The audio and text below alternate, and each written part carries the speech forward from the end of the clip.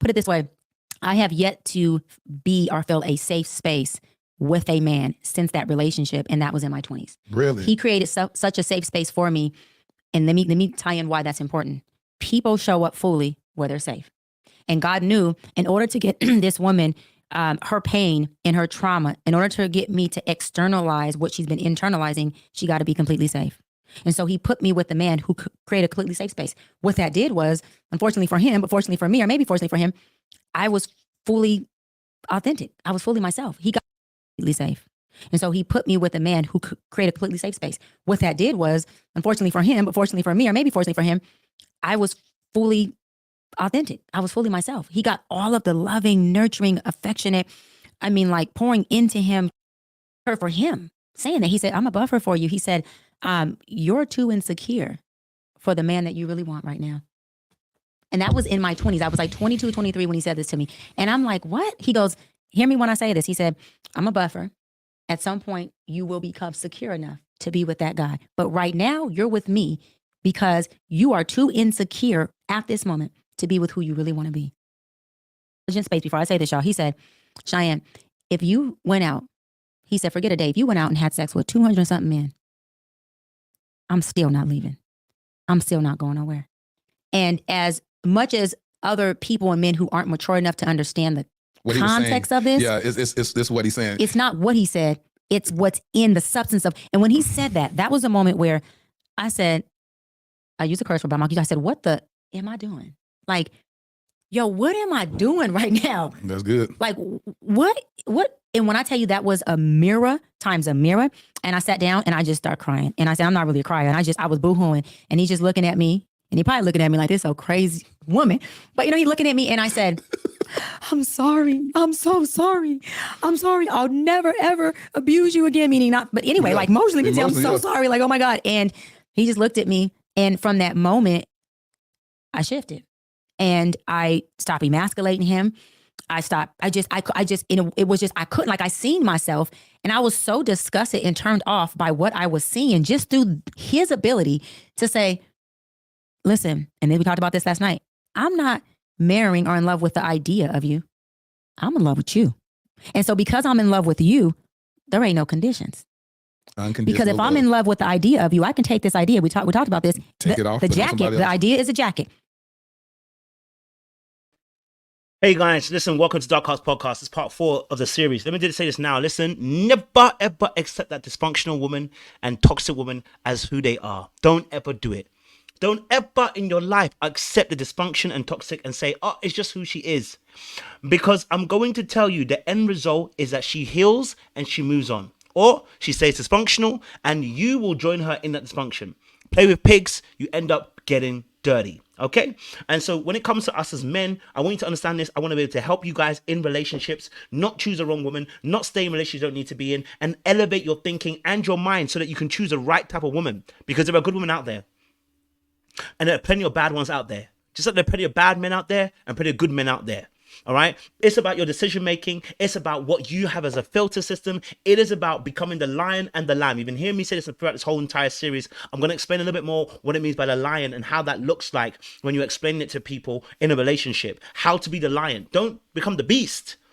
Okay, we want to become the lion, not the beast. The beast is an uncontrollable person. Your anger has overridden you and now you've seen red. You're destroying everything in your midst. The lion is controlled and they are calculated, okay, in the way they approach situations. And they have thought out things before they actually begin to approach the prey, as we see with lions, right? They take their time, they crouch, and then they go and attack. It's calculated.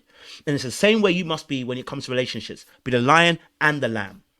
Okay, but never accept the dysfunctional, toxic woman for who they are, because they will always, one or two things, heal, leave you, or they'll end up becoming more toxic and end up doing you dirty.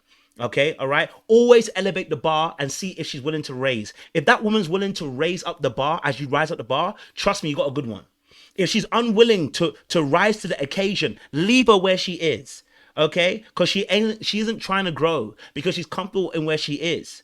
Right? If she's willing to stay in that dysfunction and toxicity, leave her where she is. If she's also willing in a space where you are having to do all the work to try and where you're taking on several hits so that you can quote unquote heal her. No. One has to check these things, otherwise you're going to end up in a very, very bad place. So if you're new to the channel, like, share, subscribe, click on that bell button for notification uploads. Don't forget, don't turn the channel, and don't turn up the heat, but don't change the channel. Dark Arts Podcast, where we help you guys make sure that you guys know all the manipulation and all the tactics of people when they're trying to get you entangled in some relationships. I don't want that for you, okay? All right, we're gonna help you. All right, we're gonna play a little bit more of the Dr. Brian and Matthias Whitfield video, and we're gonna bring you into something. So as you just heard, I want you to listen to the last part of what she just shared. Okay, all right. Look what's happening to the man. There's a difference here. A woman who's respectful won't be doing this, but I want you to listen very carefully what happens to him. Yeah, meaning not, but anyway, like emotionally, I'm so sorry. Like, oh my God. And he just looked at me. And from that moment, I shifted and I stopped emasculating him. I stopped. It was just, I couldn't, like, I seen myself and I was so disgusted and turned off by what I was seeing just through his ability to say, listen, and then we talked about this last night. I'm not marrying or in love with the idea. So as you heard, she was emasculating him and abusing him, right? And so when you accept dysfunctional, toxic women for who they are and say, I'm creating a safe space for them, it's not safe, right? It's not safe. Because I'm not creating a space for people who are emasculating me and who are disrespectful to me. I've been there, done that. It don't work, right? I've done that where you create a space for somebody who's actually abusive. We don't create safe spaces for people who are abusive, right? Okay. Now, of course, you're not married. So at this point, you really don't want to be creating safe space for that person. Let it go. Right. And so what you hear her saying in this instance is that gentleman did create a safe space. All right. And she was her best feminine self. But how did she become her best feminine self, treat him like a king, yet emasculate him? How do you treat someone like a king and at the same time emasculate them? You heard her what she said in the beginning? This is why I said there's more to the story. That when people are telling you stories, they don't tell you the full story. How do you emasculate him and at the same time treat him like a king? You can't. You can't. You can't. In your head, you might be thinking you're treating him like a king, but your actions are not gonna show, because there's no way you're emasculating him and then treating him like a king. What king do you know, right, that's been treated like a king, okay, all right, or maybe I should say the king, that's also been emasculated? Idea of you, I'm in love with you, and so because I'm in love with you, there ain't no conditions.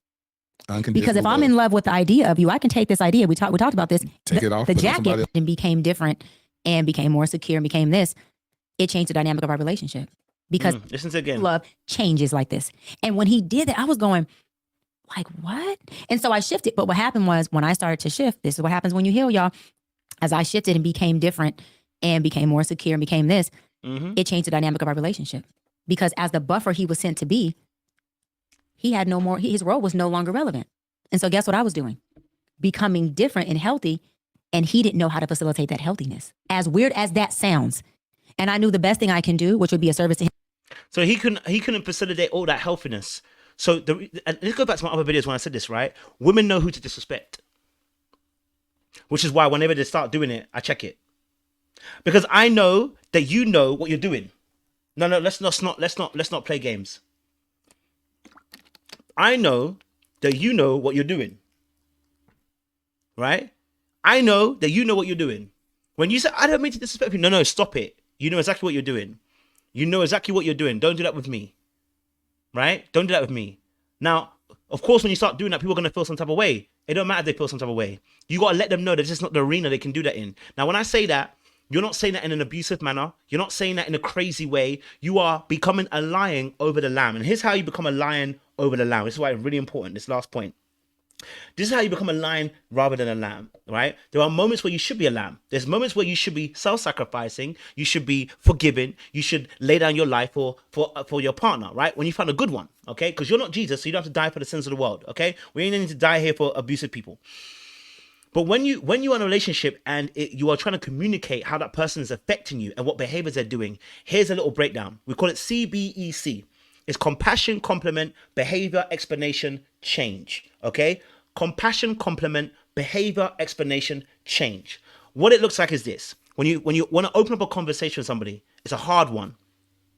You open up with a compassion, compliment, right? Listen, babe, I love you. I think you're amazing. I think you're great. But here's what's going to happen. Look, what happened? We just had a conversation just the other day, okay? All right. And the way that you were speaking to me was out of pocket, right?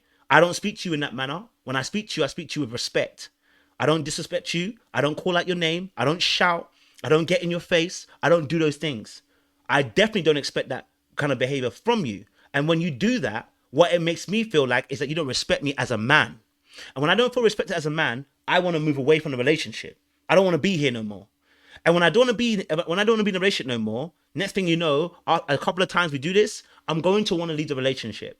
Now, I don't want that to happen, but I'm warning you that this behavior is not acceptable. It is a very heinous thing we're doing, and it's unacceptable in this relationship. In future, when you're getting to that place where you feel like you're about to lose it, give yourself some time, go and process, and then come back. But what we're not going to do is that when we're talking to me, that you're talking to me as if I'm a kid, or you're belittling me, or you're shouting at me, or you're talking crazy to me. It's not going to happen, right? That is how you talk as a lion. It's calculated, it's measured, but it's respectful. But you're also not acknowledging that you still love the person. You're not trying to get. It's not. Do you know what I'm saying to you? You still care about the person. We're not trying to be cold, but we also have to understand that we have to make sure the person knows that there are consequences, not punishment. Consequences, natural consequences that come out of their behavior and due to what they're doing. You know what I'm saying to you, right? So I want to let you know that perspective, because in the end, she ended up leaving him. Him and I, especially more to him, was to leave. Really? And let him be with somebody who I knew could just really be as good as he was. Seriously. And don't get me wrong, I was very good to him. We just had those moments where he... And you're in your 20s. And he didn't have to... We're in my 20s. And he didn't have to learn. He just knew how to facilitate me. And because he knew how to facilitate her, okay, right, he still lost out. So what does that show? It shows that when you're doing all the legwork, which he was, because he was getting emasculated and he was getting mistreated, you're doing all the legwork, right? So it's about reciprocation, right? You're too early in a relationship to be doing all the legwork. You're not married yet, right? And the reason why you're going to marry someone is because you saw there was reciprocation. So early in the relationship, you should see reciprocation of effort of trying to change behaviors that are not meshing well with the other person. The question is, are you able to articulate what you like and don't like without trashing the other person, without breaking the other person, without being rude, without being disrespectful? Because if you're asking for respect, you can't give disrespect. Plant the seeds that you want to see as a harvest. You feel me? But become the lion and the lamb. Know when to forgive, know when to be sacrificial, but know at the same time, listen, that behavior there can't run with me. Stop that nonsense right there. Lock it down. Okay, I'm gonna leave it there. It's my last in my series, man. Listen, don't accept dysfunctional, toxic women for who they are. They will tell you to accept them for who they are. Stop. Do not accept it. It's a life on the pit of hell. Do not accept them for who they are. You are going to set a standard. It's RSC. It's rules. It is standards, and it's culture. Okay, or RCS, whichever way you look at it, right? Or you know what I mean.